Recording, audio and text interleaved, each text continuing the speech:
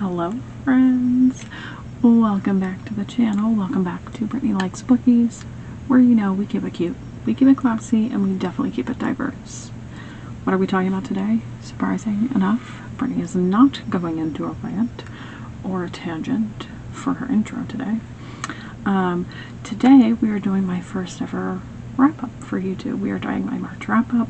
We are going to talk about all the things I read in March, what I liked, what I didn't, what I recommend them. We'll go through all of it. We'll go through the number of audiobooks and hours, the number of pages. I'm just going to be looking at my phone, going through StoryGraph, and talking to you while I do it. So, without further ado, let's get into it.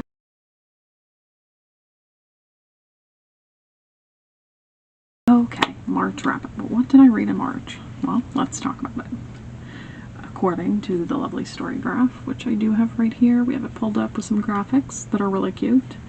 I am a diehard StoryGraph girly. We love it here, okay? I finished 9 books in March. Yay, good for me. I read 2,342 pages. I listened to a little over 24 hours of audiobooks, and my average star rating for the month was 3.92.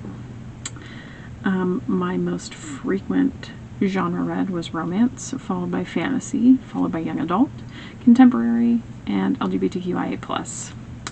They were 100% fiction. I did not get any nonfiction this month, which isn't rare for me, but I do like to sprinkle in some nonfiction every now and then.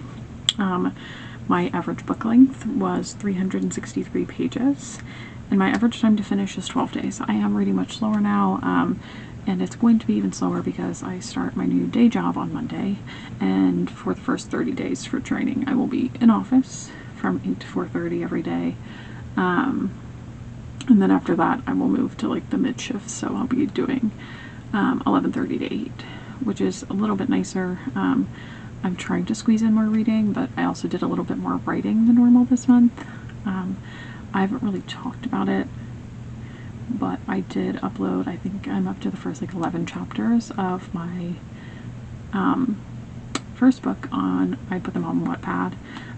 The book is called Either Way What Bliss. It is an adult romance. Rivals to lovers, he definitely falls first. She's delusional. And one thing that I love is it's kind of like when an editor would go in and do edits and like they make little comments. There's a note in the beginning of it where it says basically this.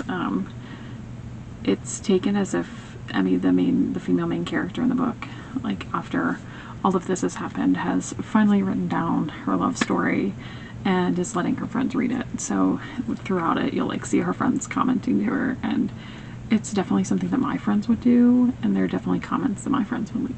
So I think that was the most fun part about it. I've had a lot of fun. I'm hoping to upload a few more this weekend. I'm just slowly uploading them as I go. So that's been fun. So I've been doing a little bit of editing before I upload them. And I've started working on book 2, which is another adult romance, but it's a childhood friends to lovers second chance, and it's very close to my heart. It's very personal, so I've been working on that. So I have not been reading. I've also gotten a few more migraines than normal, so I'm going to see if we can up the dose of my Aimovig when I see my neurologist, and hope that I can read more. But I'm also trying to combine like actual physical books from the physical arcs that I've received as well. So a little bit slower, but still a good month for me. Compared to my February, I was up 50% for books, 132% for pages, but I was a little bit down for the hours. It's down 39%. 56% of the books that I read were digital, 22% were audio, and 22% were print. So let's go to the cover collage and talk about what I read and go into each book and talk about them. Talk all the good things. This is probably going to take a minute to load. Okay, so the first book that I'm going to talk about, I listened to the audiobook of Trial of the Sun Queen by Nisa J. Tooley. It was originally indie published and forever ended up republishing it. The narrators for this were incredible. I loved this book. I was addicted, and nothing gets me like the first line being about soap. And I love Lore. I think she's an incredible main character. I just finished the audiobook of the second book and also loved it. I did rate this book 5 stars. I thought it was fantastic. I loved everything about it. It's such an interesting and complex world. I love how the magic system works. I think Nisha's writing is just so engrossing and so enchanting, and there's just something about the characters that she writes that I absolutely love, and I enjoyed every second of it. It was so good. Let me pull up who the narrators were for this one, because you know a girl likes to talk about it. This is one. Let's not let's not restart the audiobook. It was performed by Corvin King and Sonali Nankaki. They did a phenomenal job. They also did Rule of the Aurora Queen, Rule of the Aurora King. Brittany can use words most days. But I absolutely loved it. It was a 5-star read for me. I am itching to get into book 3's audiobook. I'm going to be starting that soon. Okay, sorry friends. My mom also works from home, and I usually try to film on days when she's not working from home. I mean, now we're both going to be in the office, so we won't really face this issue as much, but I figured you wouldn't want to hear phone calls in the background. So anyways, we had wrapped up Trial of the Sun Queen, and the next book I finished in the month of March was Blood Beneath the Snow by Alexandra Kensington. This was an ARC that was kindly gifted to me by Berkeley through their Underrepresented Voices Hub. Both the female main character and the male main character were bisexual, which is so nice to see. I love having bi for bi books, especially as a queer woman myself who identifies as either bi or pan. This was really good. There were parts where it was a little slow, but I think in a book like this, when you're doing a fantasy romance, you need a little bit more world building. Could some of it have been cut? Sure. But I still really enjoyed it. I thought it was good. I enjoyed it. I really did. I liked the main characters. I liked the enemies to lovers aspect of it. The ending was a killer, and I can't wait to see what happens in the next book.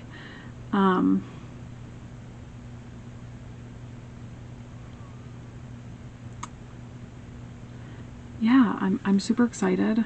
I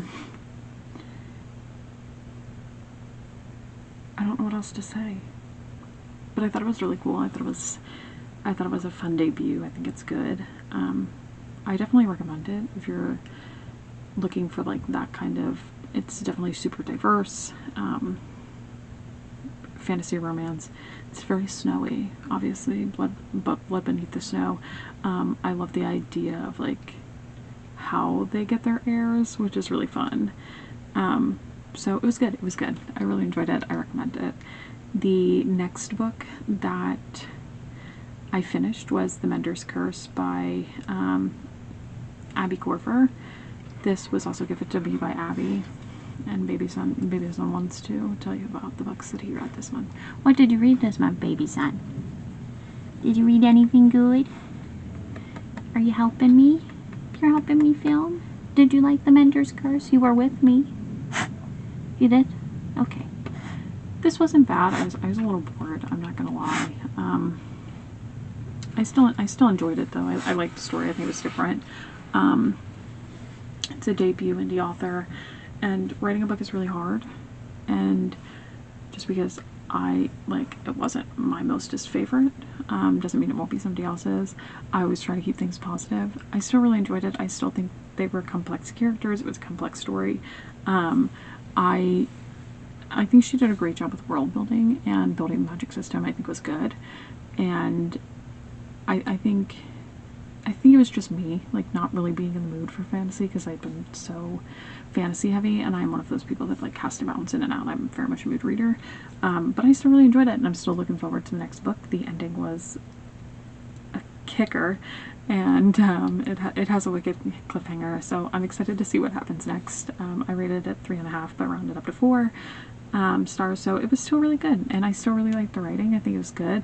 I definitely encourage people to check it out. That's not me saying don't read it. I still think it was really good. I mean, at times it was a little slow, but that's okay. Not every book has to be go all the time, you know? So definitely check out The Mentor's Curse. It is a good one. Next, finally, after some some pushing from my friends, I had started this a while back after I read the first 3 books in the series, but if you see all the jump cuts, it's just because my mom is on the phone. But I finally finished the 4th book in the Shatter Me series. I loved the first 3 books. Restore Me, it really didn't do it for me. It wasn't bad, but like, I don't know. It just, I think it took me a while to get through. It was a little all over the place. It felt like there was a plot missing at times. A lot of new characters, a lot of just, it felt discombobulated. I give it a 3.5 because I still did enjoy it, but not my favorite read of the month by any means. After that, I was kindly gifted an arc by Harlequin Trade Publishing and The Hive for 9-month contract by Amy Dawes, and OMG, y'all, there's just something about a lumberjack romance that gets me, and this was incredible. I loved it. I loved it so much. I was kicking my feet and giggling. I was staying up late. It had me in a chokehold. And so did Summer in the City, which is the next book I'm going to talk about, by Alex Astor. Both of them had me in a chokehold. Like, y'all, I cannot get enough. I loved them. Go read them. They are the perfect pick-me-up books. Like, chef's kiss. No notes. I loved them. I think I loved Summer in the City a little bit more than 9-month contract, but it's so hard to pick between the two because I loved them both so much. Like, I think Summer in the City just is out just because it made me want to go to New York, and nothing really ever makes me want to go to New York.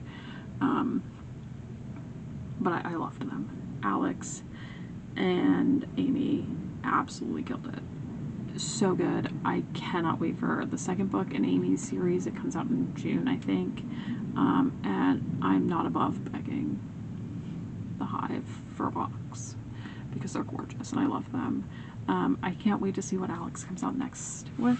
Hopefully another romance, because I think she did a really, really great job. This was her adult romance debut, and it was so good. After that, I listened to the audiobook, also courtesy of The Hive. Summer in the City was courtesy of William Morrow Books. They're incredible.